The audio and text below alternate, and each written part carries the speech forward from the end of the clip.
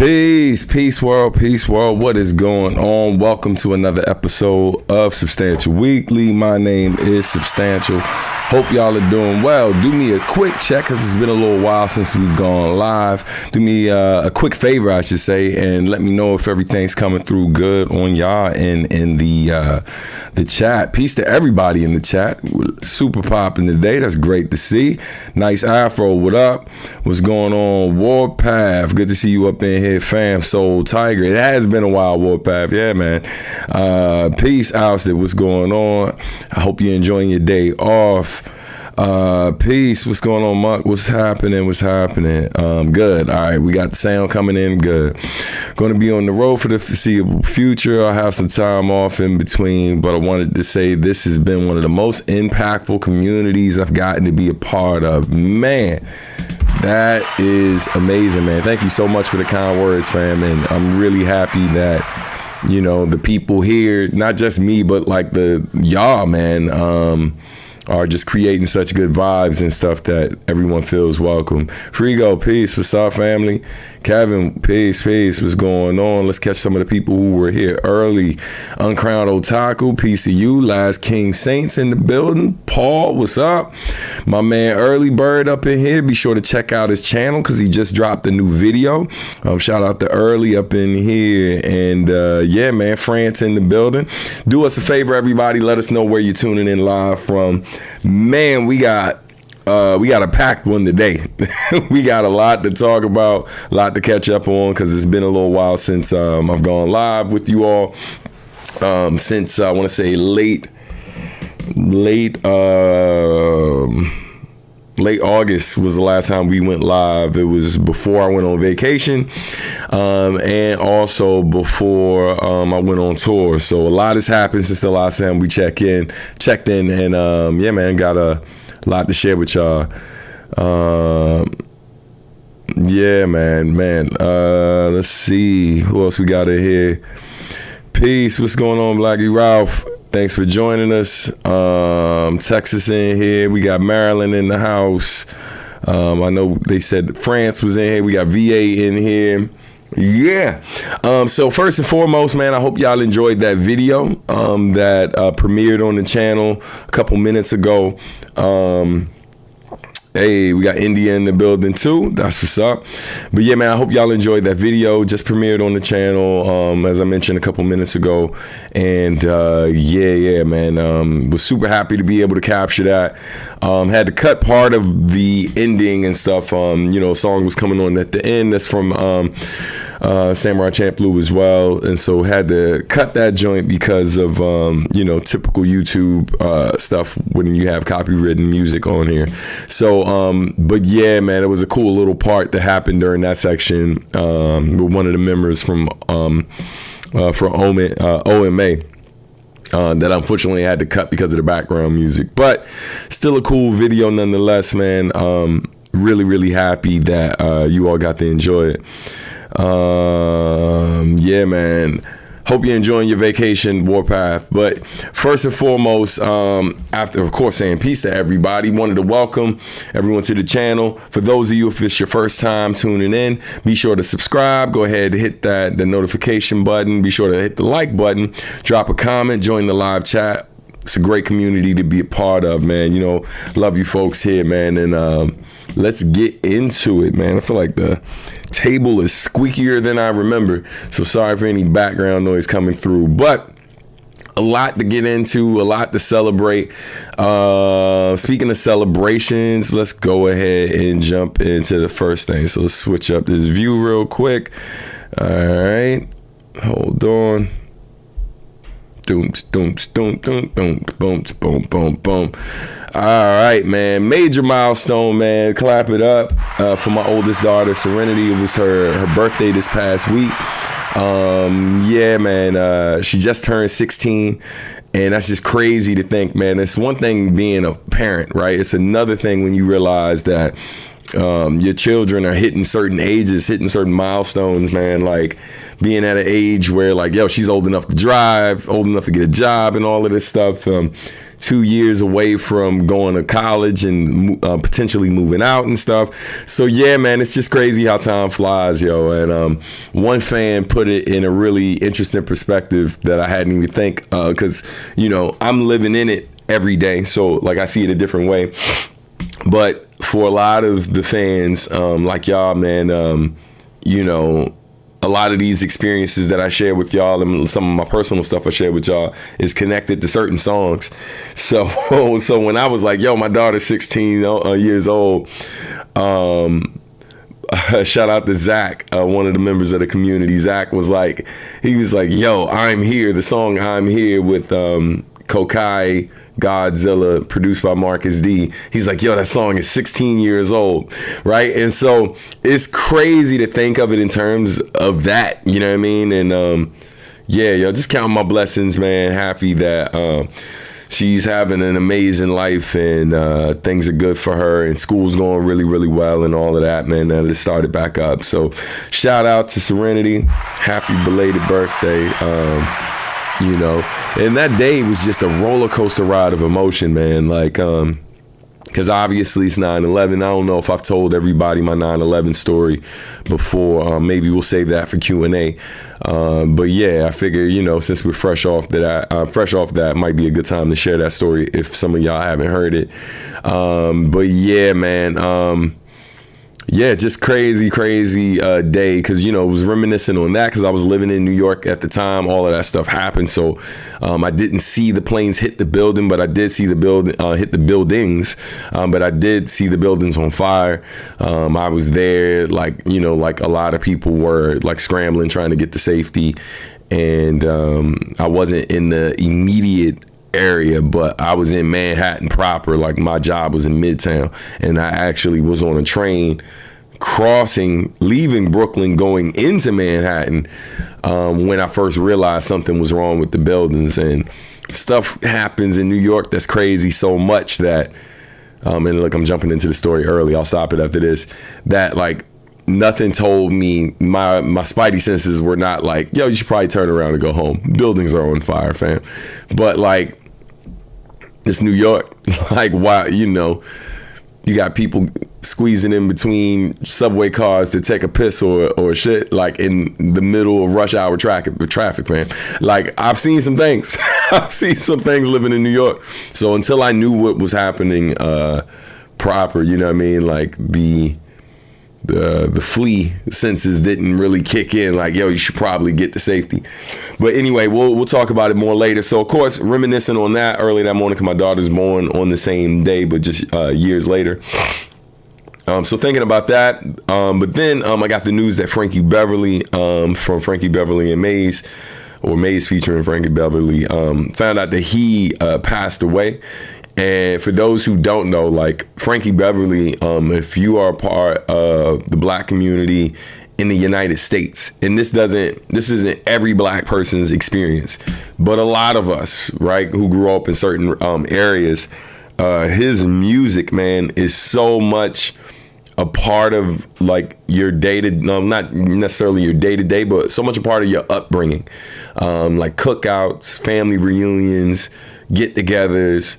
That song, Before I Let Go, plays all the time. And even if you're a hip hop fan who grew up loving hip hop in the 80s, songs like Joy and Pain by Rob Bass, which sampled his song Joy and Pain, and and then Happy Feelings. Oh my God, so many classics, man. So it was an emotional day. Like, I started my day off like, reflecting on being a 9/11 survivor, being in the city proper, and not having the exact experience of people who were in the buildings or immediately around it, but still trying to find my loved one, trying to get to my wife, trying to get back to my home.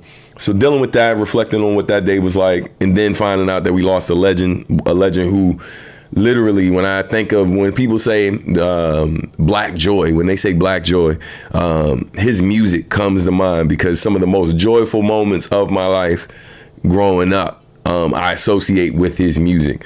And, if you know, That's all I can say. But so rest in peace to the legend.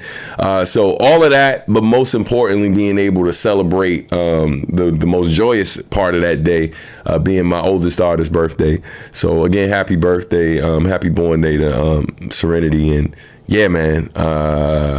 Yeah, just grateful. But let's go to these comments real quick before we keep it pushing. I can't believe it. Where does the time go? It's crazy, man. It's crazy. I got to get her to make a guest appearance on the show and stuff. It's been a while since she's popped up.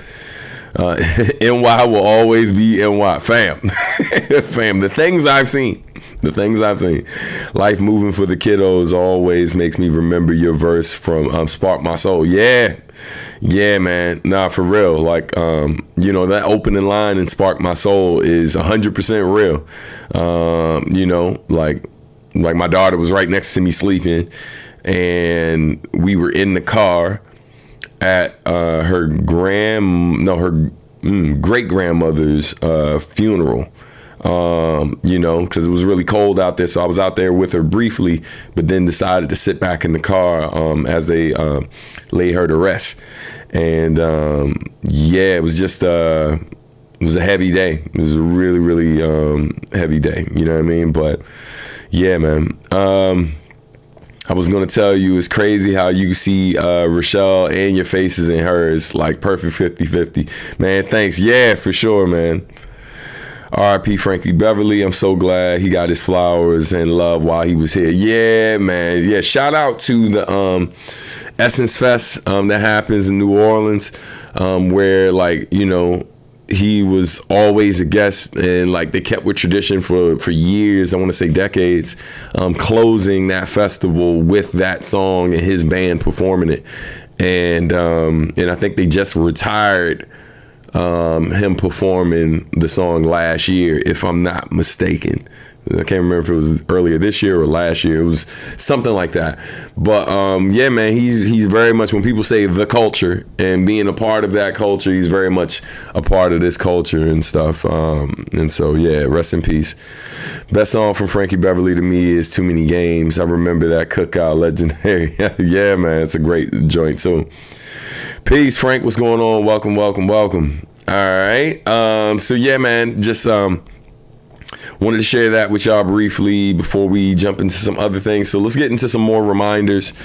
Next up, a quick reminder, shout out to those of you who already know about Sam Academy.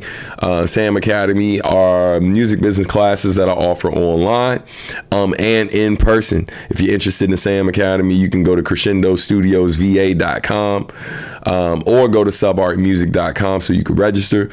We have about 2 more classes left. We just did monetization last night. Shout out to those who attended, and we have crowdfunding coming up next month, and then in November we are closing out with grants, which my wife will be hosting that one because she's a former grants manager. So shout out to those who attended, man. Shout out to those who are getting a lot out of the classes, doing what we can to make sure that the current generation and next generation of creative professionals have the tools they need to make a sustainable living, doing what they are passionate about. So yeah, that's another announcement. Now, I think we're going to get into a big one right now. Let me get this link ready. Hold on, my youth. All on. This joint is tripping. Wait. There we go. I got to fix the layout of my screens real quick because it's doing a lot right now. Arrange. That's what's happening. Boom. Okay. Now that should work better. Let's make sure this flows seamlessly. Yes, there we go. Okay, so we got a big announcement. Let's do this. Go to this next slide.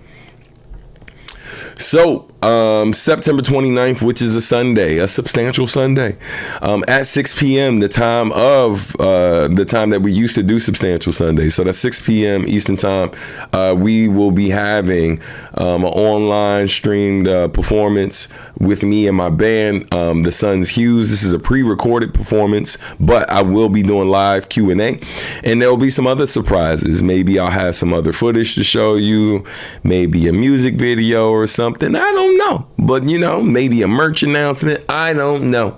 But only way you're going to find out is if you show up. But if you're interested in attending this event online, you can do so by grabbing your ticket here. Now, I will say that if you are someone who... if you're someone who is a part of my Patreon community, hold off on buying tickets because those of you in Patreon at a certain level will get free access to this concert. All right. But for those of you who have not joined the Patreon community, you can grab your tickets like everyone else. No love lost. So here is the link so you can do that. Make sure you go ahead and pick those up. It will be added to my events calendar later today, but it is already up on Bandcamp. So yeah, man, the Q&A right now will definitely be me. I still have to talk to the band. The band, obviously, we all got together to pre-record this a while back. This is actually the performance that I did for Discord and several other notable people in the tech field at this event called the Cookout for Blacks in Tech. And it was an amazing event. Shout out to one of our own, Happy Mochi, who actually put that event together and booked me for it. Shout out to y'all, man. Y'all are some of the greatest fans on the planet. A lot of y'all don't, a lot of y'all attend the shows, and a lot of y'all reach out creating opportunities for me to work directly with y'all, which is super dope, man. And so I'm grateful that you all are open to those things and reach out to make those type of things happen. Super dope, man. Give thanks. So yeah, again, make sure you pick up your tickets. You can do it at substantial.bandcamp.com. It is in the merch section. Tickets are available right now. And for those of you who don't have Adultish, I know most of y'all here already have Adultish, but tickets come with a copy of the album Adultish as well. All right, let's keep it moving. See what's next on the docket. Oh yeah, this is a big one. But before we do that, let's do something else first. Hold on. Quick reminder before we keep it moving. If you have not donated to the channel and would like to do so, you can do so via Cash App. You can do so via Venmo or PayPal. It's never mandatory, always appreciated. You can also donate via the Super Chat feature here on the channel. So please consider supporting the channel. It helps me create content and it helps me, do maintenance on some of the equipment that I use here in the background, which I'm looking at my board right now, and I'm like, man, I gotta buy a cover for this board because while I was out of town, it was collecting dust, fam. So it's real over here. But yeah, man, I'm on Patreon, but I've been slacking on actually keeping up with it. All good. So again, those of you on Patreon already, you will have free access to the event that is happening September 29th on Bandcamp. So again, if you're already a Patreon member, don't worry about buying tickets. You're good. But for those of you who are not Patreon members, yeah, you gotta make sure you do that. Oh man, we gotta stop for a minute for the dust. Hey man, Kevin, thank you so much, brother. I appreciate you, man. Thanks for supporting the channel. All right. Again, no pressure to everybody else. We all can't be Kevin. But, if you can support the channel, it's greatly appreciated, per usual. All right. Let's get into another announcement. It's time to talk about some new music, ladies and gentlemen. Excuse me. I'm not going to play a sample of it here. I have played a sample of it in the past, but the link to this album is in the description of the video. The album is called To Make an Island of a Street Corner. Now, some of you may remember that I mentioned I was working on an album behind the scenes. I was producing an album for the homie Anacaona Rocio Milagro, and that album is officially out. You have not seen me post about it, mainly because the album actually comes with a book.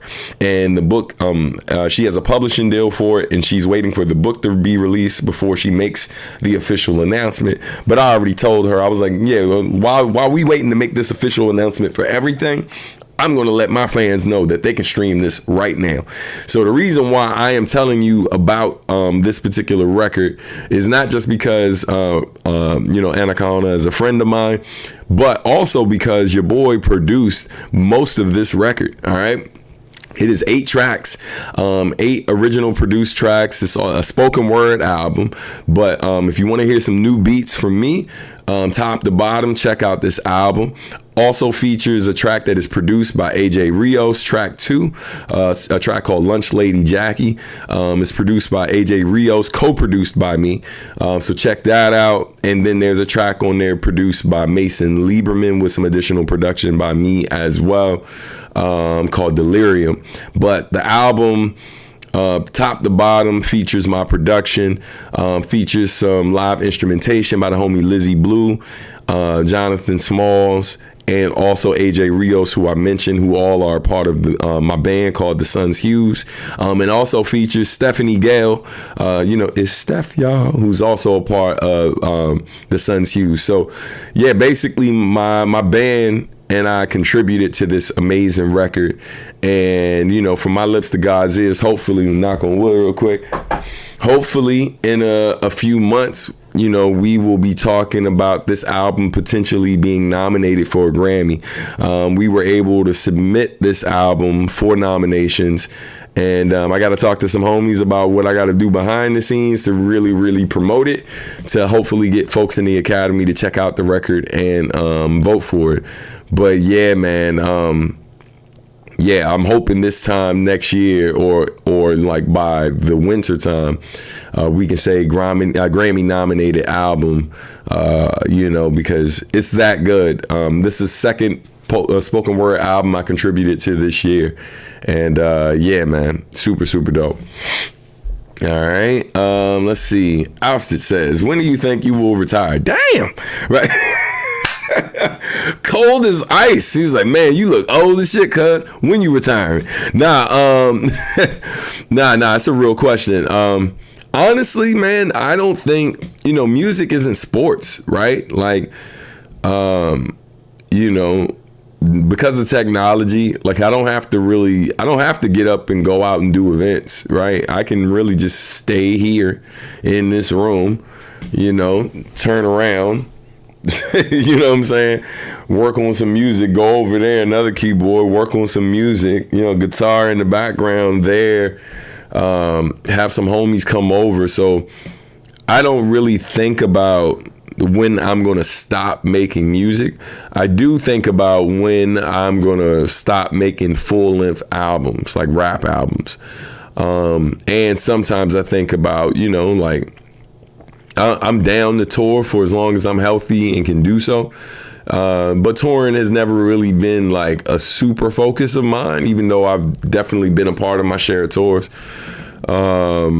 But yeah, it's just, man, as you get older and stuff, there's other things that you prioritize. And like, I think with me, man, like people, if I'm being frank, and this is no shot at y'all, because a lot of y'all here, y'all have popped up at shows and supported that way. A lot of y'all haven't been in the position where I've come to your city or country to rock. So you haven't been given the opportunity to see me live and don't have the means to fly to another country to see me rock. And that's real. So, but I am at a point in my life where I have other priorities that are a bit more important. So, and it's mainly because, man, like sometimes when I tour, if it's a tour with me headlining, then it's not always the best turnout, right? Like, there's certain cities that I go to and there's a lot of people who come out, and then there are other places I go to. And I think the last tour I did where I was co-headlining with IQ, one of our shows, we had 7 people show up, and we had to fly to get to that city, right? Spend money on lifts or whatever to get around. Luckily, I got family there, so I was able to save on that. But it was a lot of trouble, right? Like, and then had to pick up a rental afterwards so we could drive to the next city. Luckily, that show was packed. But the sacrifices that folks make in terms of financial sacrifices, and then there's also what we're missing, right? There's been times where that during that last tour, and I mentioned this in a different video, not this tour that just passed, but that tour from last year, like literally, man, open house for incoming kindergartners and stuff like that for my youngest daughter's school. Like my wife had to do that without me. You know what I mean? That's something I want to be present for. I want to be able to see how excited my daughter is about going to her new school and stuff. So I wasn't able to make that because I was out on the road performing. That might not seem like a big deal for some people, but I hope by this time you know what type of man I am and how I feel about my family. And I can't say things like, everybody loves their family. It's like, nah, not everyone loves their family the same. I've seen it firsthand. Not everybody is super involved in their children's lives, right? But I am. And so if I'm going to miss moments like that, I want to make sure that when I'm out doing other things, that at least they benefit from it in some way, shape, or form. Not just the people who come out to see it, but like I'm able to return after getting a certain amount of support, return back home and, be able to say that, hey, I missed these things because I was out doing real work that like helps sustain the life that we've built, you know what I mean, together. So it's a lot of times it's not just a personal decision, it's a business decision. And so, you keep doing things because it's lucrative. Overall, that tour did well financially for me. So like, I don't regret it overall, but there were a few moments where I was like, hey man, like, Vegas, 7 people showed up, Boston, 10 people showed up. Those type of things, can be a bit draining, but I know that, other things factor into it and stuff like people's timing and stuff, work, other responsibilities, whether people can afford to come out or sometimes people just don't know. But just know that when I think about retiring, which ain't all the time, but when I think about retiring or I think about what things I'm not doing going forward versus what I'm willing to do, those are all things that I think most artists have to consider. And yeah, man, like, and sometimes it's more serious stuff.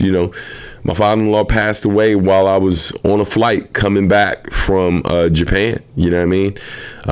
Literally passed on the same day that Nujabes passed away, but just years later. So like that stuff is heavy, and knowing that, you weren't there to console your family when that happened. I had a student or whatever who was murdered another time while I was like in China or something like that. And so I wasn't able to be there to console other students, other staff. I know it's heavy, but yeah, just to let you know, like, you know what I mean? These are the things that I consider when making these type of decisions. You know what I mean? So, just real stuff, man. Go to these comments real quick. Rappers don't retire, they fall off. Damn. Cold as ice. When the money stopped, check out his verse with T. Lucas. Yeah, word. Shout out to Steph. Definitely, man. Shout out to my sis. All right. To start your EGOT campaign. Yeah, early. You already know. Music is forever. You keep going as long as you want. Man, thank you, fam. We can't put limits on anything in life. That's real. That's real. That's not what I'm saying. I'm just saying when you think you could ever walk away. Nah, I got you. I'm just messing around. But yeah, I don't think I do think about what my pivot will look like in terms of, like for example, I got something happening behind the scenes now. It's funny, I got some emails to send out in regards to that, but a potential pivot, not even potential at this point, the offer's on the table, but a major pivot that I know is going to impact how active I am. So, I think about those type of things all the time. If you see me wiping my face a lot, it's because it's hot back here and I chose to wear a hoodie. Poor decisions, you know what I mean? And I got like a tank top on under this, so it's just like I ain't stripping for y'all. It ain't that type of show. Remember, you know what I mean? The whole purpose of collecting these donations is to keep me off these posts, you know what I mean? Keep me off OnlyFans, you know what I'm saying? And on Patreon and YouTube, you feel me? But but yeah, man, it's walking away is not something I think about every day, but I definitely, as I've gotten older, I do think a lot about some of the other things I want to do and how much time I want to spend putting into, making solo albums. Like Adultish took a lot because I produced it, did a lot of the artwork for it, brought together the other artists, musicians, and visual artists who contributed to it, campaigned to raise money for it, and was working on it for several years. So doing that, over and over again, and Adultish performed really, really well. Fans said to me in the comments the other day, they were like, yo, man, it's unfortunate that like people don't listen to your new stuff as much as they listen to your old. And the funny thing is, there was a lot I was going to say when the person said that, not like anger toward them, but just to address, I think, because that's a bit of a misconception. And let me explain why, right? And then we'll take all this other stuff off the screen so it doesn't distract from this point. So the idea that less people listen to me now than they used to, or specifically that not as many people listen to my new stuff. So a couple things to consider, right? Because all I said to them was, you'd be surprised. So the fact of the matter is, the video game music stuff that I make, it streams at the same level that a lot of the Nujabes stuff does. The big difference is the Nujabes stuff is all old, right? The video game stuff, like, one of my top streaming songs right now that's doing nearly 2,000 plays a day. The song's not even a year old. Came out in May, right? But it's performing at the same level as all of this old stuff. Now, here's the difference.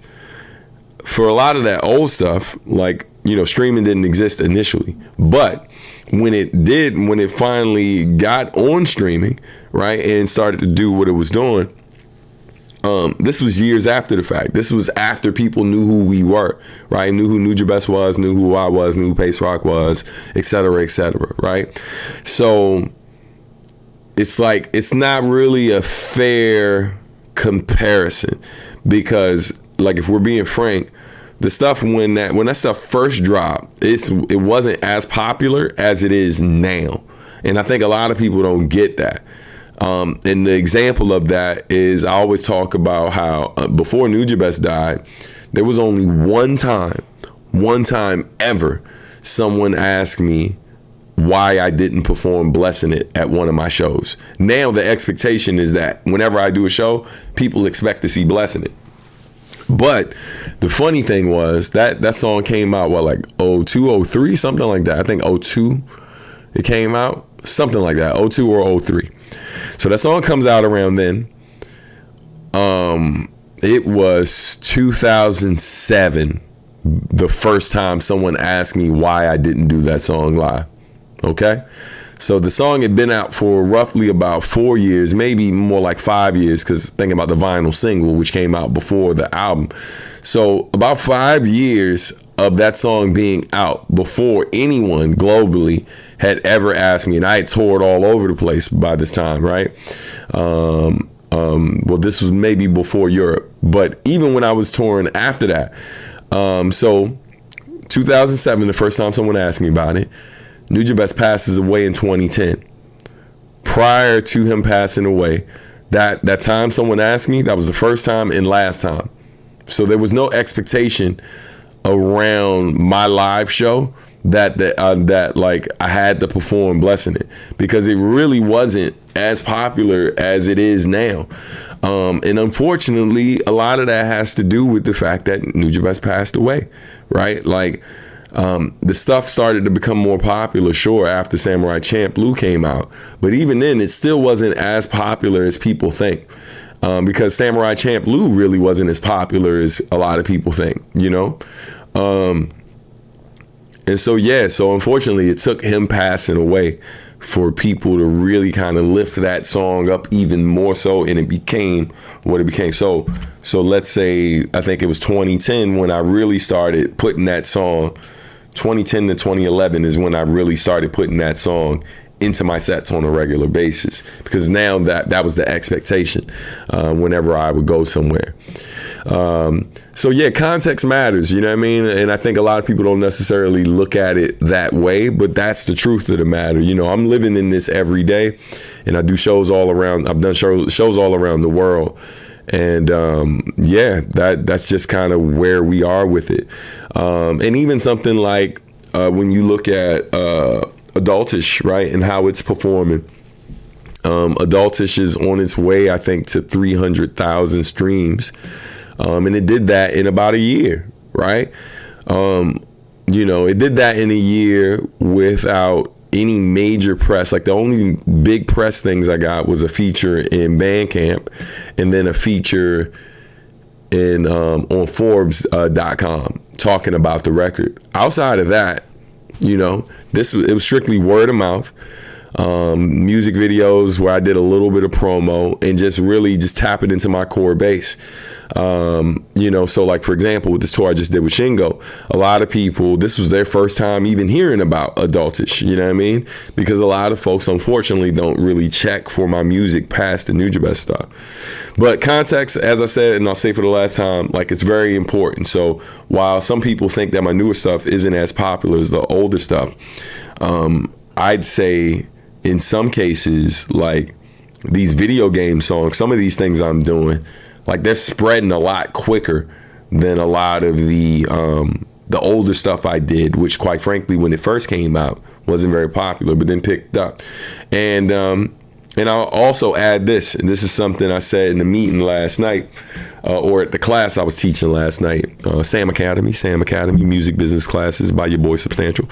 But one of the things I said, because I got this from an audio book I was listening to recently, and the thing that the dude said that I found hilarious, and I was like, yo, that's real. People forget, man, the tortoise won the race. The tortoise won the race. I've never been the guy where it's like I put stuff out and it just blows up overnight, and then I'm overnight. Like every time a big moment has happened for me, it was preceded by years of work doing other things.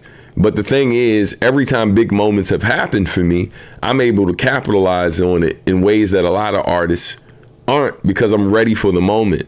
My skill set in terms of live shows is still I'm still performing, I believe, at a high level, right? You want a band, I got you. You want a DJ, I got you. You need me just rapping off my laptop, I still got you, right?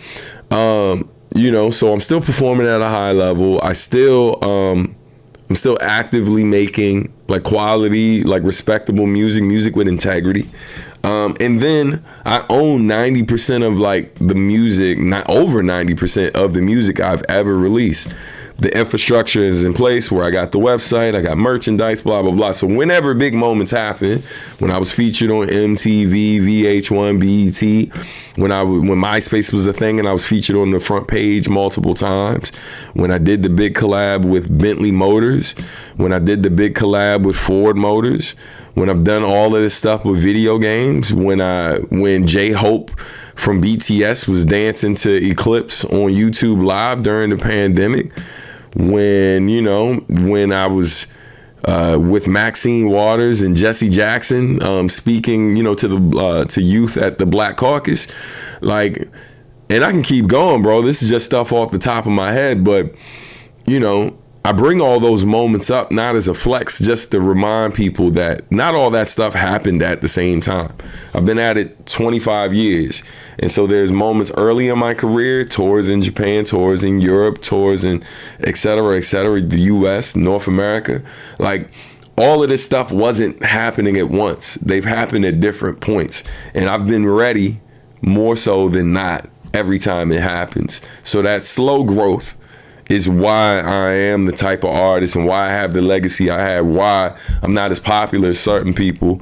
But if we were all to put our receipts on the table and really looked at numbers, because you got to remember, I'm somebody that teaches music business.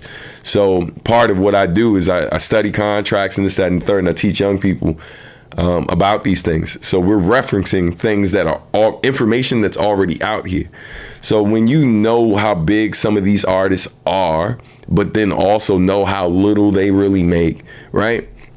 There's not that much distance between me and some of these people. This distance that people have in their head based on what things look like. I'm a lot closer to the level of some of your favorite artists outside of me. I'm a lot closer to where they are financially, like, then maybe some folks realize. That's why you see so many artists or whatever, they live in a certain way for a short period of time, and then next thing you know, they in interviews talk about financial troubles, right? Because they're not doing this in a sustainable way. I'm just not. I'm not flashy. You know what I'm saying? Like, I might have some fresh kicks on, a hat you like or something like that. You know, my dashiki collection is serious, but it's not serious. You know what I mean?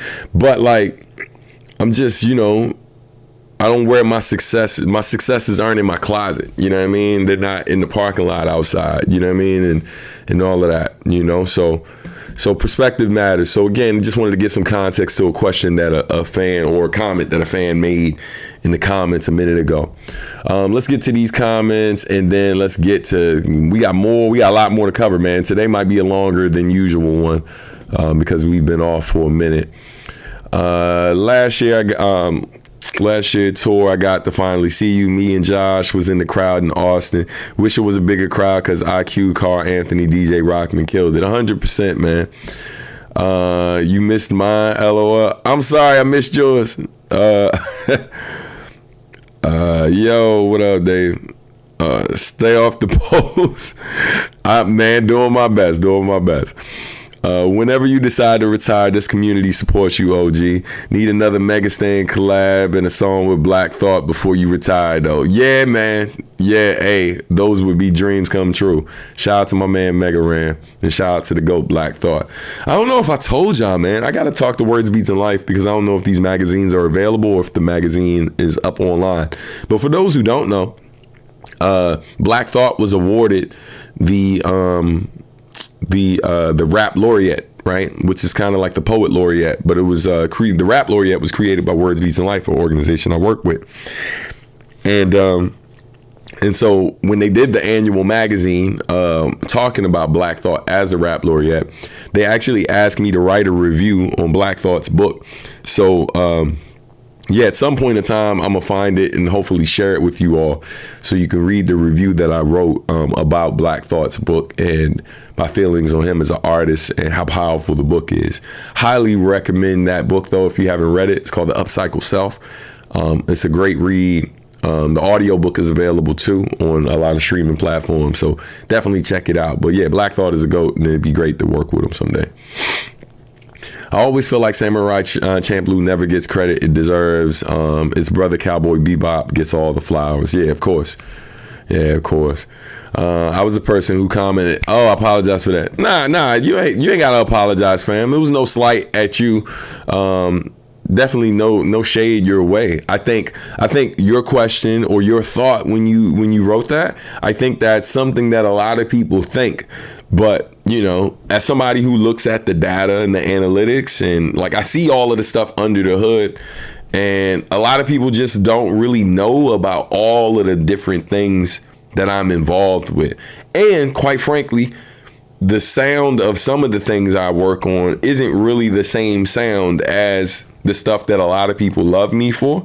So what's happening in those spaces is, like, you know, with the video game stuff, it's a completely different audience. Like, probably 90+% of the audience are people who've never heard me before. And then there's some people in there who already know who I am.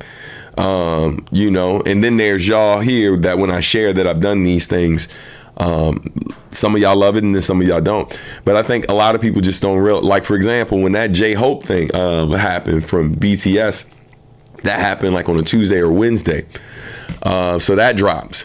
Then that Friday, the first song I did for Arknights, Renegade, that drops. That goes viral, just like that video, which you know, J-Hope performing over Eclipse and a lot of records from Modal Soul.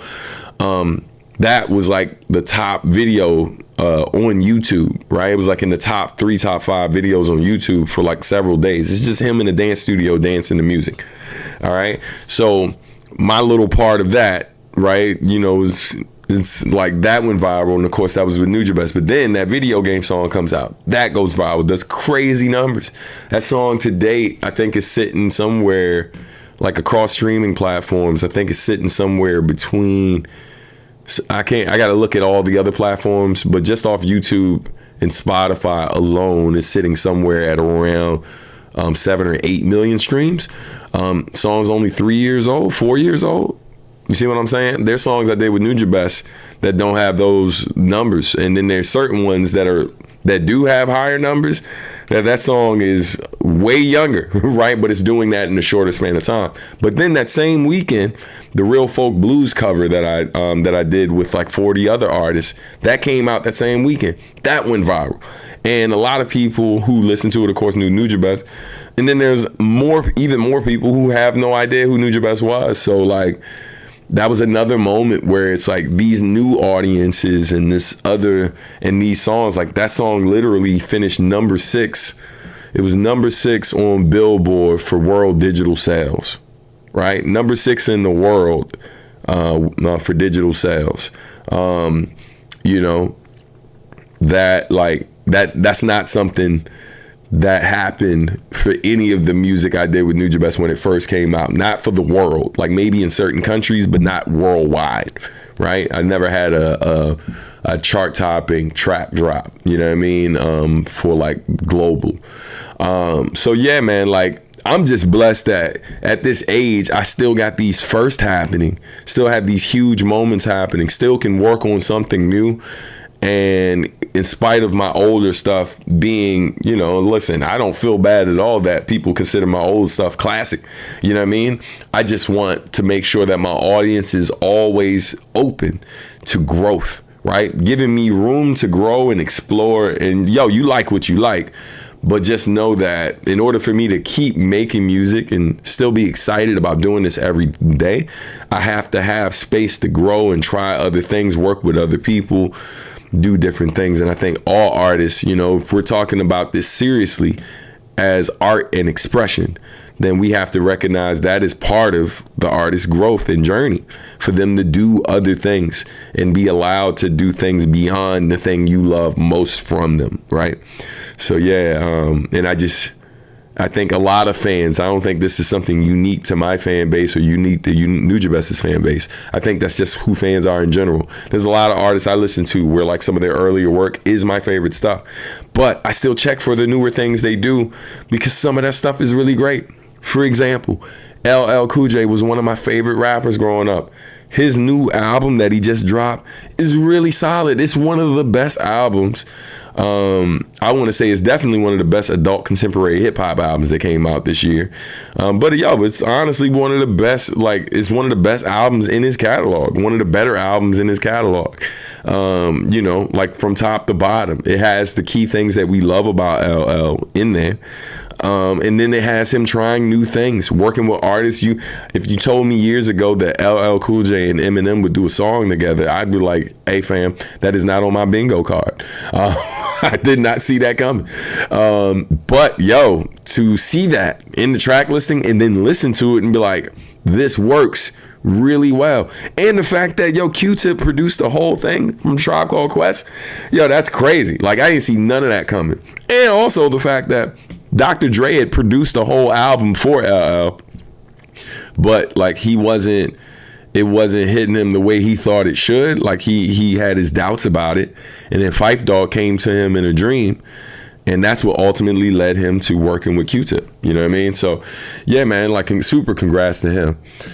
Shout out to Greenface Kid. Welcome. Night Train. Peace, bro. Not luck. Luck is not luck. I can't talk. It's when preparation meets opportunity. 100%, man. I feel you, bro. Kubale, peace. Thank you so much, man. Shout out to a lot of the folks who we don't see here all the time, who chilling, kicking it with us today. True that. Everyone says I'm lucky to get a job I got, but I risked everything I have and every dollar I had at the time to get to this point. Yeah, man, that's real. Congratulations to you, fam. Keep growing. Ready at all times. Gotta be. Those artists that have financial troubles with their short-term success should take your classes, Stan. I mean, ego, man. There's a lot of people who could benefit from my classes, but unfortunately, a lot of artists our egos get in the way. Our egos get in the way. I'm not just saying it's them. There are moments where people are trying to tell me things that I could really benefit from. My agent, who used to book all my stuff in Japan, would tell me for the longest, yo, you should be collecting your frequent flyer miles. You go to Japan a lot. Fam, I was going to Japan for like 7 years before I finally signed up and got frequent flyer miles. So that was like almost 15,000 miles I would leave on the table every time I took a trip to Japan. 15,000 miles will get you a round trip flight here in the US to a lot of places. And you only would have to pay probably under $20 on top of using the points. Just stupid, but you got to learn to listen. And I think a lot of artists, this is something I've seen in a lot of my peers, right? I ain't throwing no names out there, but a lot of us have big dreams for what we see for ourselves and, where we plan to end up. And there's a lot of my peers who've been doing this for a shorter period of time than me. And there's some of them who've been doing it as long as me. Again, I ain't saying no names, but because it's not really exclusive to one person. But I think there's a lot of my peer group, because I can't speak about these artists who I don't know who probably should be in my class. But I find that they say things sometimes that sound like backhanded compliments, or they say things that make it real clear to me that I'm not necessarily where they want to be themselves, right? I'm where they'd like to be. If everything else doesn't work out, then bare minimum, I want to be where you are. And I guess that's supposed to be a compliment. I actually had a father of another artist. He passed away. God bless the dead. But I remember he said almost those exact words to me. He was like, yo, man, even if my son can't be as big as we think he could be, if he end up at least at your level, yo, I'm good with that. It was just like, thanks. And so, yeah, man, it's really, really weird. And I think that I don't I don't lose sleep over comments like that, because I think a lot of them don't realize how many people they look up to behind the scenes hit me up. Right? I've said this to y'all a few times. Yo, you'd be surprised who's been in my DMs. And some of y'all aren't surprised when you see some of these bigger names, sometimes shout me out and stuff like that. And, I got to remind folks all the time. I'm like, yo, any of these dudes who are mainstream artists, if you've heard them shout out Nujabes, it's important for you to remember that I'm on almost every one of that dude's albums. So the likelihood that they've never heard me or don't know who I am, considering how many of these mainstream people know who he is, it's just like with Dilla, right? There's a lot of these bigger artists, platinum selling artists who getting $250,000 per track produced, who they worship the ground Dilla walks on. And there's a lot of modern hip hop artists who are super, super fans of Nujabes, right? And by default know who we are, and sometimes hit people like us up in our DM just to show us love and call us legends and all of this other stuff, right? So I think, I can't live in a world where I am trying to worry about what other people's version of success looks like, and I should be trying to aspire for that and not necessarily trying to focus on my goals and what success looks like for me. And so, yeah, man, I think it's one of those things that the stuff that sometimes the homies say when we kicking it, and I'm just and it's wild because I'm just looking at them in some of these instances where yo, they're still a long way from even accomplishing half of what I've done. But it's just interesting how I don't even think they're conscious of what they're saying sometimes. That's why I never take it personal. But yeah, man, it's interesting how it is, because you'll have a conversation like that and they'll say something like that. But then I'll have a conversation with Chuck D and he'll say something that's the polar opposite in terms of how he views me. And so it's just interesting how I think the distance, right? Like in terms of how close people are to you sometimes, like the people who spend the most time with you sometimes don't see how great you really are. You know what I mean? And it's wild because there are others who they understand how great you are better than some because they're with you all the time. And so they're constantly trying to tell other people. And then there are others who, for whatever reason, they just can't see it because they're too close to it. It's like they're right up on it. You know what I'm saying? And so they just don't really know. But yeah, man. I think a lot of artists could benefit from these classes. A lot of my peer group could benefit from these classes, but I think a lot of them feel like they don't need it, right? And that they want to make it fail or succeed on their own terms, and they don't necessarily need classes from one of their peers. They'd probably go to a stranger in some instances before they would come to me for advice. And if they did come to me for advice, they wouldn't be willing to pay for it in some instances. But I will say, because I don't want to make it sound like this is all of my peers, is a long list of folks who aren't like that. Shout out to Early, shout out to T. Lucas, shout out to so many different artists, shout out to Javier Stark, shout out to a bunch of them who've sat in my classes, or put me in a position to share my classes with other people, Von Vargas, Asher Rue, and I can keep going. Right? Like homies who've literally paid me to consult them. Shout out to Night Train, who's in here now. So there's a good amount of my peer group who and other artists who absolutely could benefit from these classes, and unfortunately not all of them, you know what I mean, but that's just how it is, yo. Like, again, another thing that I do not lose sleep over. You know what I'm saying? But it is a good observation. Says, woo, made it into the chat. What's good, supporter family? Hey, Kevin, what's going on? We got a lot of Kevins up in here. MF Doom or Madlib? I'm gonna answer this super quick. Madlib. I like them both, but you know, Doom has some great production here and there, and then there's other stuff where it's like I'm not crazy about. You know, but Madlib's production is like, man, he's like, him and Dilla, man, like those two are like two of my faves, you know what I mean? Definitely in my top 5 favorite producers. So, of course, now both of them can rap too. If we're talking about their bars, then of course I'm going with Doom over Madlib. But yeah, great question. Thanks for asking. I'm gonna get back to my little slide presentation because we got other things I have not covered yet. But I'm gonna catch up with the chat first. Stan, it's great to have you. When are you coming to Germany, Europe? I really want to meet you one day. Hopefully I can make it back out to Europe next year. I know the missus and I have been talking about London a lot and stuff, and so I don't know when it's going to be, but definitely looking forward to it. Kendrick Lamar or Drake is the next question. That is an easy answer. No, sorry, my ringer was on. That answer is Kendrick Lamar, fam. And to be clear, I'm not a Drake hater. Like, there's a lot of Drake's music. First thing I did when they started battling, because I was like, I know, because of how I feel about how this battle turned out, I know a lot of people are going to think I just sit around hating on Drake all day. So what I did was I went to Spotify just to see how much of Drake's music was actually in my library saved. And I had like close to 30 of his songs in there. So clearly I listen to this dude, and I think when he wants to, he can make really great stuff. But I think he also caters to an audience who has very different taste than mine. So a lot of what he makes ain't really for me.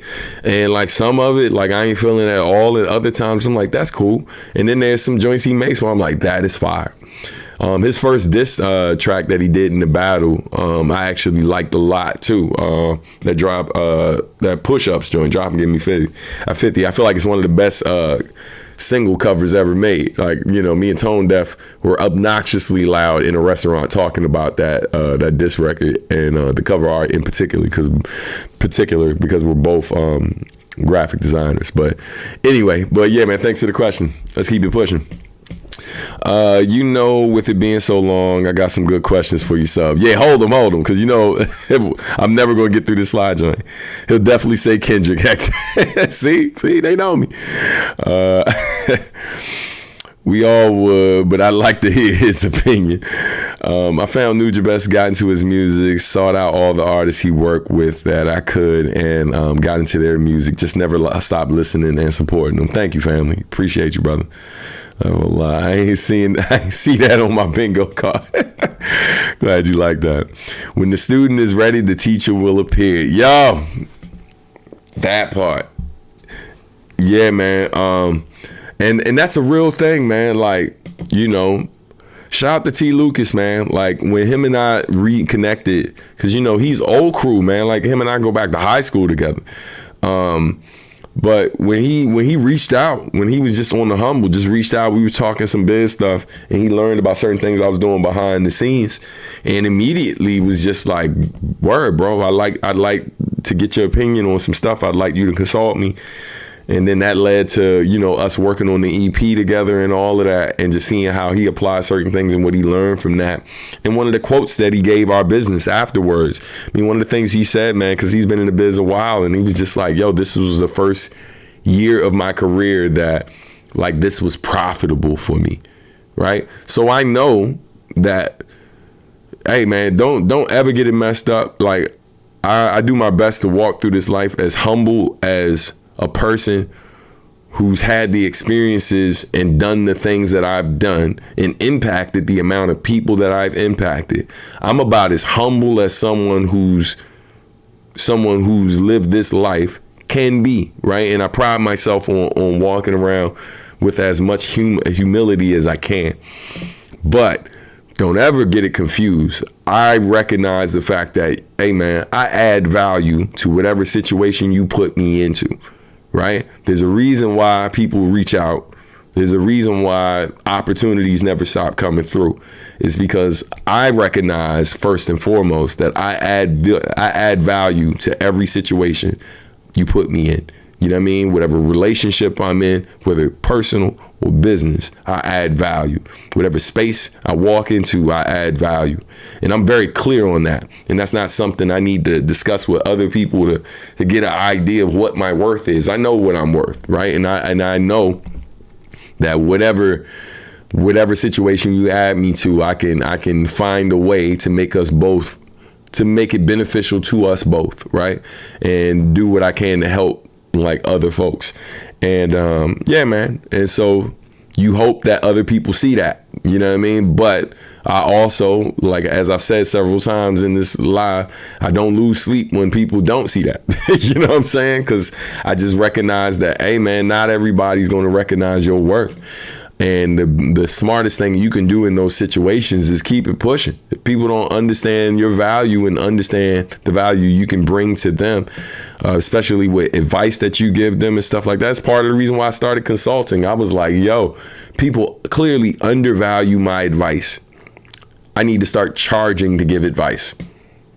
Because, yo, you're more than likely to listen when you had to pay to get it to begin with. You know what I'm saying? You're more likely to listen to this person if you had to pay to even talk to them. And it's unfortunate it got to be that way. But I mean, how many homies got access to me, like, can talk to me whenever they want to talk and talk about these things, but then will talk to me for like several hours and then don't apply anything I told them. Anything I told them. You know what I mean? You know, and so, I mean, I always talk about Marcus D as one of the best study cases, right? Of someone that, I ain't saying he took every bit of advice I ever gave him, but I look at the life that Marcus D and the career that Marcus D has built for himself, and obviously his parents and other people in his life have contributed to that. But the one thing I love about that, one of the many things I love about that dude, is if you ever ask him, right, like, in terms of, like, what my contributions have been to helping his career, his life, this, that, and the third, without hesitation, that dude will run it down. He will run it down. And, like, I love bringing up his particular story because he's a great example of so many different times he's asked me about a thing, and as quick as I told him, I'll see him apply it and see crazy success, and in some cases more success than I saw when he did it. And so, yo, it's just like, it's unfortunate that other people don't do the same sometimes. But I also recognize that people have to figure out their own way, And like I'm just telling them what I believe makes the most sense based on what my experience and scope is.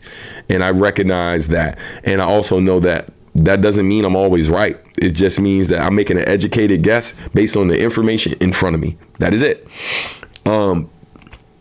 But yo, shout out to those who believe in me, believe what I'm telling them, apply what I'm telling them, and see success, and then find other ways to kind of build on that in ways I never thought of. You know what I mean? Because now I get to learn from them. You know, shout out to Funky DL, man, who's given me so many gems, and I lift him up and praise him all the time about advice he's given me that I immediately applied as quick as I got back from London and got to work. And it made a huge difference in the amount of money I started to bring in. And was part of the reason why I was able to leave working in the school full time, you know, because of the advice I got from him. So yeah, man, like, hey man, your friends, your community around you, they're resources, you know what I mean? And you got to learn to tap into that frequently. But if you're going to tap into it, at least out of respect for the relationship, try to seriously apply this stuff. Don't try, like, apply this stuff. And even if you got your doubts and stuff and certain things aren't for you, communicate that. Like, yeah, I think that makes a lot of sense for what you do, but probably not for me. But it's important to know that a lot of what I teach, they're things that people gave to me, and I didn't necessarily see how that would apply to me in certain situations.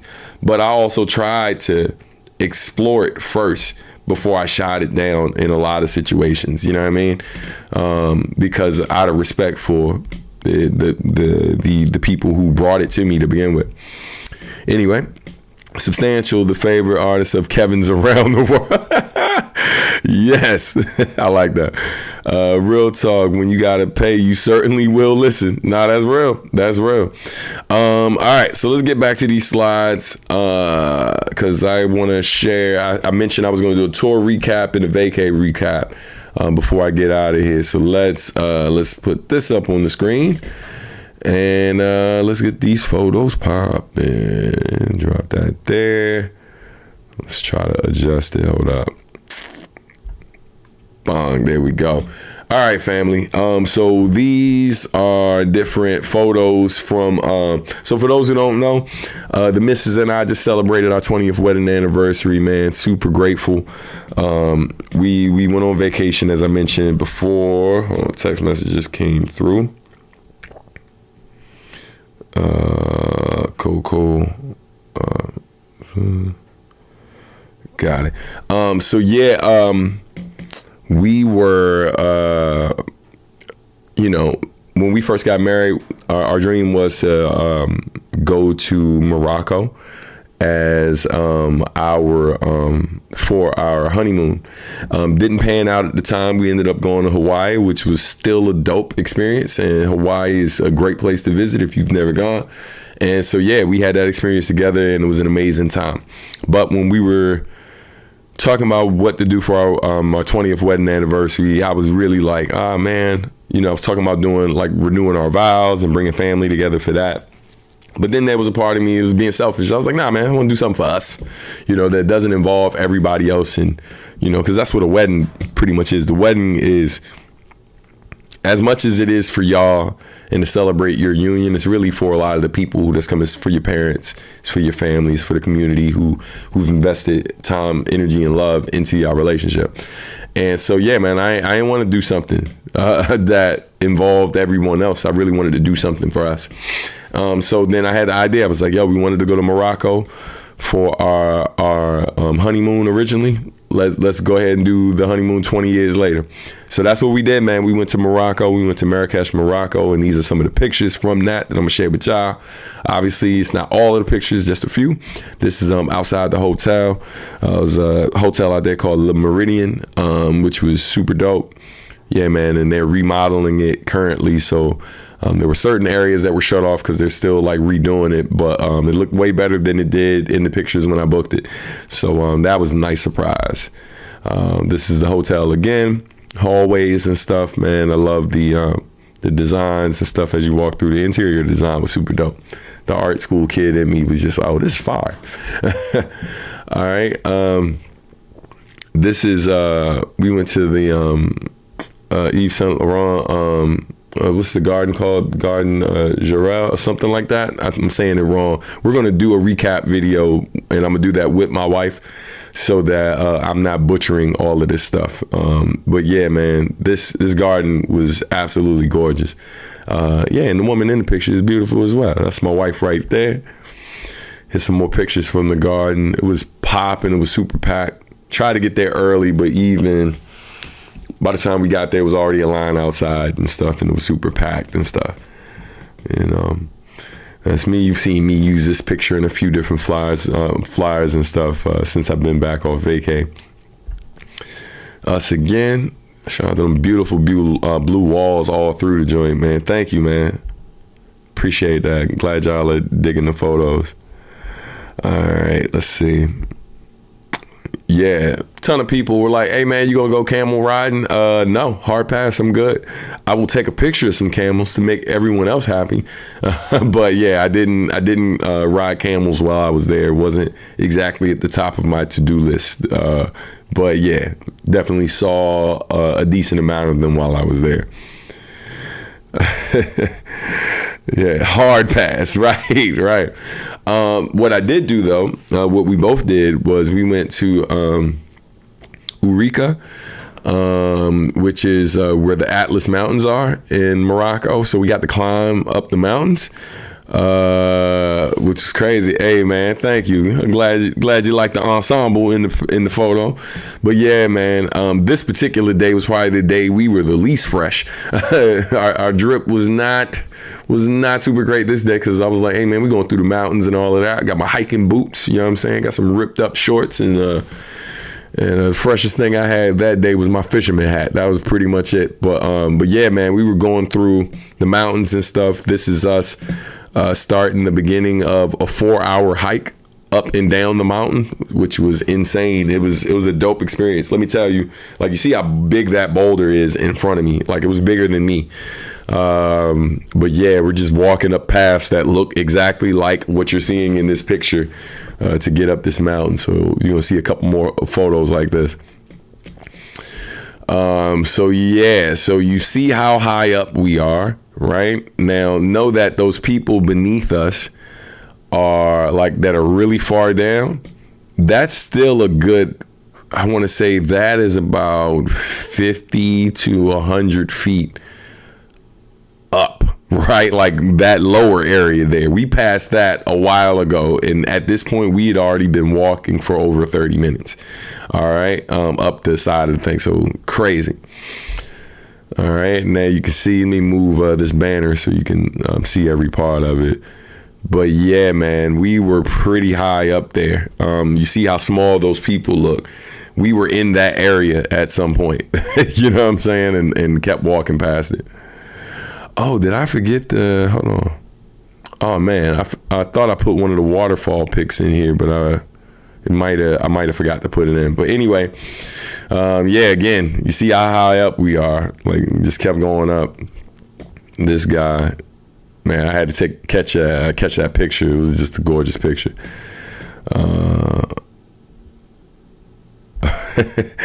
Oh no, that's way too high. Yeah, no, it was crazy, fam. We were pretty up there. All right, so after we did that, we went back to the main city and stuff, and went to this dope restaurant. I have the name somewhere. I don't have it in front of me, but the decor was really dope. We were up there until closing time, and yeah, it was just a really dope space. Now this picture here, this is the Medina, and so I need you to know that this is a Wednesday night. Look at how many people are out here, fam. This is a Wednesday night, close to 10 o'clock at night. The amount of people out on these streets was ridiculous. It was thousands of people out here just hanging. A lot of travelers from other areas, people on vacay and stuff, and then some were locals, you know. But a ton of people out here selling everything from food, entertainment, clothing, you name it, you know. This was Bahia Palace that we went to. It's really beautiful. There's a few pictures from that. Yeah, man. And this is the Marrakesh train station. We were supposed to take the train to go to Casablanca, which we flew into Casablanca before we went to Marrakesh. But we got sick the day before. We got super sick. We had some street food. Oh, not street food. We just bought fresh pressed juice. What type of juice was it? It was pomegranate. And that was a poor decision, fam. That was a poor decision. We were laid up for a whole day, just back and forth to the bathroom, clearing ourselves out. It was god awful. It was god awful. We had an amazing time, but that was definitely a super rough moment, man. But yeah, so the next day, you know, just eating healthy for the last few days there, being real mindful of what else we had. And this, we walked to the train station because the train station from the outside was just so beautiful that we saw in videos and pictures. So we were like, oh, it's walking distance from the hotel. So we'll go ahead down and grab some photos there. Did you have any type of spiritual experience going on the hike? Those mountains seem majestic and mystical. Oh yeah, we was definitely talking to God, but probably not in the way you think. It was just like, God, don't let me die out here today. God, don't let me fall off the side of this mountain. God, don't let me have a heart attack, because I'm my heart rate was up, bro. Let me tell you, man. It was really serious. That hike was crazy. But yeah, man, it's definitely beautiful. Yeah, that train station is amazing. Agreed. Definitely a beautiful place. Would love to visit someday. Yeah, man, I highly recommend it, man. Yeah, if you can go to Marrakesh, it's definitely beautiful. And yo, going back to the fresh pressed juice, it was one of those things that, like, I think we would have been fine if we had went to certain businesses to get it, but because we went to a street vendor to get it, that's what really, it was a wrap. It was a wrap. We shouldn't have done that. You know what I'm saying? And you know, I know better. Like, obviously I travel a lot, but in this one instance, like, for example, there was somewhere I ate when I was in Uganda that it looked a lot more quote unquote suspect than the place we got juice on the street. But then you know how things are. You replay everything in your mind, like, how did I get sick? And then you remember how they were handling certain things, what they were using. You start flashing back to all of these things. But a lot of times it won't even be that. A lot of times it's just that. They're fresh fruits and stuff like that. The people who live there, grew up there, they're used to eating the stuff grown with this water and stuff that they have access to, right? But people from where we're from or whatever, like, our fruits, our vegetables and stuff, they're grown in different conditions, right? A lot of times they're not even grown in the spaces that they're supposed to be grown in, right? Or treated the way that stuff would normally grow if it was organic. So yeah, your system adapting to that in these foreign countries, you know what I mean? And it's not everywhere you visit, because, you know, haven't had these problems in certain things. And for the record too, like, there were places I ate in Uganda that looked very different than that place I went to in Morocco. And I had none of those issues the whole time I was in Uganda. You know what I mean? So yeah, it's just one of them things, man. You never know. Glad you and the missus got home safe. Yeah, me too. Me too. Let's just say that plane ride felt longer than it needed to feel. I'm screaming. Yeah, this is the inside of the train station. Let me see. I can't remember if that was the last slide or not. Nah, we got another one. And then we'll transition to the last thing before I dip. So let's go back here. So yeah, man, this restaurant was really, really dope. They had live belly dancing and entertainment and stuff. The DJ was killing it too that night. Yeah, it was just a really, really good time, man. And, you know, so we got a little spiffy that night. Had a great time. But yeah, definitely, man. Yep, hold on. Says, how am I eating organic anything outside the U.S.? Might end me. Word. God, don't let me die up here. Hey, man, you want to know if it got spiritual? It absolutely did, and just not the way you think. I want to travel the world and try food from all cultures, but that's what I'm terrified of, is the sanitation level of the food and getting sick. Yeah, and for the record, too, it's not always that stuff isn't clean, right? Or the sanitation level. It's just that, your body is going to react differently to things grown in different parts of the world, right? Because your physical makeup is not the same as people who've lived in this place all their lives. Like, I'm sure I'd be interested to know how many people who travel to America, who eat the food here, right? And not like just fast food restaurant, but just eat the food here in general, get stuff from the grocery store, and their system goes through an adjustment period. Right. I think that context maybe makes a little more sense other than just the sanitation thing, because like I said, I've gone some places. I've had street food in multiple different countries before and didn't get sick. But I will say that, the process of going to the bathroom when you are visiting these different places, it's like, this is TMI. I'm sorry in advance, but I think this is good information for y'all to have for those of you who haven't traveled abroad a lot. Like your whole process of just say it. When you take a shit, number two, bowel movements, whatever you feel comfortable with, whatever phrase, just insert it there. Like when you're going, like after eating the food in these different places, whether I was in Europe, whether I was in Asia, different parts of North America, like it's just different, right? Like it's a different kind of food. How they make their food is different. How they process their food is different. The food not being processed at all, your body is going to react a different way to being in those conditions. The same as if you grew up in one of those countries for all your life and then came here and ate our food, there's going to be an adjustment period. So I think that's the way to view it, not so much just it's just not clean there. Because like we had plenty of food at restaurants and different places while we were there and from the hotel, and we were perfectly fine. We even had fruit at the hotel. Like we had fruit at the hotel and we didn't get sick at all. You know what I mean? But for whatever reason, when we got it off the street, and this is why, like I think in that particular instance, it probably was a sanitation issue, more so than just their fruit issue. But the different people we've talked to, they were basically saying it's probably the combination of both. So, just the more you know, man. Man, look at y'all, man. Thank you, family. I'll save the questions for next time then. Great photos, homie. Love to see you and your family shine. And thank you, man. I appreciate that. Let me get this text because I'm looking at the time and I think my wife is about to go. All right. Heading out to go. All right.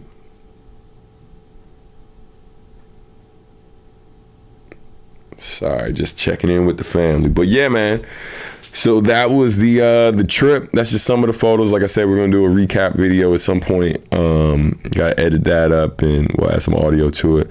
But let's get into these last things. Let's switch it up. Quick tour recap, man. That photo there was taken by Jules. I got a tour recap video, a little short video I'm gonna throw up that my man Roland Mayo, my photographer, edited, which is really dope. But yeah, man, definitely was an amazing time. New York was crazy. Over 1,000 people came out for New York. Philly was, this is the actual photo of what it looked like before I hit stage in New York. Shout out to Shingo, shout out to OMA, shout out to Troy Everett, as well as shout out to DJ A1 too, man.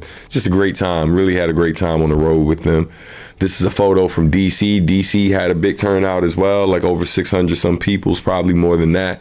That's just what I knew the ticket sales were a couple days before. So yeah, it was just amazing shows, man. But yeah, definitely, if you haven't checked out that video from before, that played before this video, highly recommend you check that out. When this video ends, it's going to redirect you to that anyway. Be sure to drop a comment there. If y'all got any questions and stuff, man, definitely let me know. Couple quick updates before I get out of here. First and foremost, if you haven't donated to the channel and want to consider doing so, you can do so via the Super Chat, PayPal, Cash App, or Venmo. It's greatly appreciated. Never mandatory, but always appreciated. But definitely check that out if you can. Also, another reminder that the homie Anaconda Rocio Milagro has an album out right now. To check that out, link is in the description of the joint. What was it I was going to say? There was something else. Don't forget that I got that Bandcamp live performance that's going to be happening on the 29th of this month. And there was something else I was about to mention.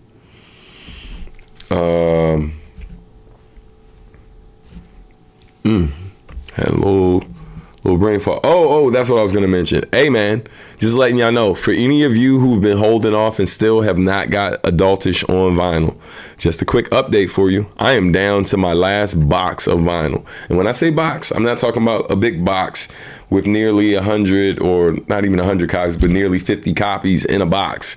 I'm talking about I'm down to the last individual box, which means I have only 10 physical copies left, I think. It might be less than that, of Adultish on vinyl. So it's almost sold out, right? And I do not have plans to repress it immediately. So you might be waiting months, you might be waiting a year. But if you do not have Adultish on vinyl, now's the time to get it. I do not expect to have any copies left by the time October gets here. So if you want Adultish on vinyl, now's the time to act. Be sure to do that. If you see, I got to update my websites and stuff where I'm selling merch, because all of the USB Adultish USB drives are sold out too. I got to update the sites so they reflect that. I only have one Adultish hat left. Those are almost sold out. But there is other merch you can check out that is available right now on the site. Some things are left over from the tour. So yeah, man, definitely head over to subartmusic.com/store. Check out the store to see what is available there. And be sure to pick up your tickets for the show on the 29th. I'm going to drop that link in here again. Boom. Let's go to the questions now before we get ready to go. Boom. Warpath, let me come back to your question, because I know Warpath asked me questions, like, I'm long-winded, so I know I'm gonna take a minute to answer it. So Urban Mats, hey, peace, brother, good to see you up in here. Those Vans were fire, man. Thank you so much, brother. Glad you love the shoes, man. Don't worry, Warpath, I got you. I'm just going to answer yours last. Is the winter break sweater still available somewhere? I thought I saw it somewhere in the spring. Yeah, thank you. When I update the store today, I'm going to put up those the different winter items. I'm going to put that up now. So those of you who want to wait, who don't want to wait until winter gets here to order a lot of your stuff for winter and fall, you can do that soon. So I will make sure those are added back to the store today. So Warpath says, was the start of your career your biggest risk, like flying to Japan with so little money to work with Nujabes, or was there a bigger risk you took at some point? Yeah, I think definitely that was a huge risk. I think another risk was talking to my mom about dropping out of college, dropping out of art school, saying to her that, hey, everything else in my life at that point, I was only like 20 or something like that.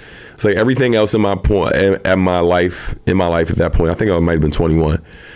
But anything I was successful at that point, there was a period of time where I dedicated a certain amount of my time to that and just focused on that. And I was successful, whether it was school, whether it was art, etc. Music was the only thing that my time was always divided. Right? Like I always had to work a job that had nothing to do with my music in order to support my music. I was in school trying to do music on the side. I was doing this, trying to do music on the side. That was my whole life at that point, or at least at that point, I wrote my first rhyme when I was 10. So I'm 21 now. I'm 21 at that time when I had this conversation with my mom. So it was 11 years of writing lyrics, and about 6 or 7 years of making it already. Even though I didn't have my deal yet, I just got my deal like around the time I was 20 or something like that, right? So I was like, yeah, everything I'm doing that has nothing to do with this, you know what I mean? Like, it's in support of it, but it's like I really have no time to focus on this. And so right now, the expectation is for me to work a job, go to school, and make music when I have time to. But I got a record deal. So I basically just wanted my mom's blessing to drop out of school. I was like, I just want to see what I can do with this. And if I make this a decision now, I'm going to end up owing way less for school. And I know that you're helping me out right now, but I know in the end, you're not going to be helping me to pay back all these student loans. So it's like I'd rather have a whole lot less debt and maybe have to come to you a bit less for help. You know what I mean? But I just need time to try to figure this out. So I feel that was my biggest risk, because at this point in time, music was not profitable for me. Sure, I got my deal and I made a little bit of money while I was out there. That was the most money I made at that point. But it wasn't enough to sustain me. Like, I still had to come back and figure out how I was going to make money, because things were popping in Japan, but it was not popping like that here in the US yet. So yeah, you know, so that I feel like was a huge risk. That initial step, you know what I mean? But yeah, man, thank you for the question. Always dope per usual. Hey, ladies and gentlemen, boys and girls, clap it up real one time for Hack Ride. Thank you for Make It Home. I listen to that song every day. You are rad. Hey man, thank you. It's always dope to see people bring up songs that sometimes get overlooked. And so that was a song I'm really proud of to this day, that a lot of people don't know about that joint like that. So man, thank you, man. I'm glad that song resonated with you. Let's go here. Warpath says, speaking of merch, I found out for the shoes, they fit me. I need the Van Skate High wide, unfortunately. Yeah. Sorry, fam. Yeah, they don't offer the wide in the versions that I use for the custom joints. So sorry, man. Yeah. Big feet troubles, man. I know that life. You know what I mean? Wide feet is such a curse, I swear, especially being a sneakerhead. The struggle is real, bro. You know, I don't have wide feet, but I definitely got big feet. So, and I've been wearing a 13 sneaker since I was 13. Just crazy, man. The jokes, you know what I'm saying? My feet always showing up to work early, even if I'm late. It was just, man, I was getting cooked. This is a hard life. Y'all know that struggle. You know what I'm saying? It's just me and Warpath in these streets. Anyway, ladies and gentlemen, boys and girls, always a good time. Let me answer this one last question and I'm going to get out y'all way. I know I asked this before, laugh out loud, but do you have video of the Lost Touch performance last year at Anime USA? Are you putting it out? I do have video of it. I have a ton of footage that we shot so that we could do an actual music video for Lost Touch. So that's still in the works. I was trying to find someone to edit it for me so I didn't have to edit it myself. So I'm about to revisit this conversation I had with Roland to see if he's down to do that. But yeah, man, at some point it will be available to everybody for you to see, because we did film some other scenes of us rapping the song too. So hopefully we have that sooner than later. See, David knows your struggle. Great to check in again. Much love. Absolutely. The music video got you. Yeah. And let me say this, man, even though Adultish has been out for a while now and stuff, over a year, the campaigning around Adultish is far from over. 2 music videos have been shot that haven't been released, so those are coming. Still got Adultish 2.0 to finish up now that I'm done producing Anaconda's album. And there's additional merch that we're looking to do. Yeah, man, because it's a record I'm extremely proud of, that I feel like it deserves the fan base's attention. It deserves hip hop's attention. It deserves people who appreciate good music. It deserves people's attention. So I'm not gonna abandon the record because I'm starting on other things. I plan to keep reminding y'all that this record that I'm super proud of is here, and so look out for more content around Adultish coming soon. At some point in time, I still got to do the breakdown video for the cover art for the special edition, the variant version. So yeah, amongst other things. All right. Yeah, so on that note, I'm gonna get out of here because I gotta go eat lunch and I got a desk to put together. Got something new for the space that I gotta put together. Congratulations to my youngest daughter. That's her keyboard. She just started piano lessons and stuff. So we just got that. Got a new addition to the studio. Y'all never saw the electric drum set that we have too. It doesn't really fit in here with the studio being what it is currently. I gotta redo it a little bit. But yeah, man. It's been growing in this joint. So on that note, I'm out of here. Y'all have an amazing weekend. Be sure to grab your tickets for the performance that's happening on Bandcamp. And also be sure to pick up some merch, check back maybe in like a few hours or whatever. Check the merch stores. You can use the links that are in the description of this video. But on that note, I'm out of here. Y'all have an amazing, amazing weekend. Be safe. Take care of yourselves. Take care of your folk. Love y'all, man. Y'all be good. Peace, peace, peace, peace, peace.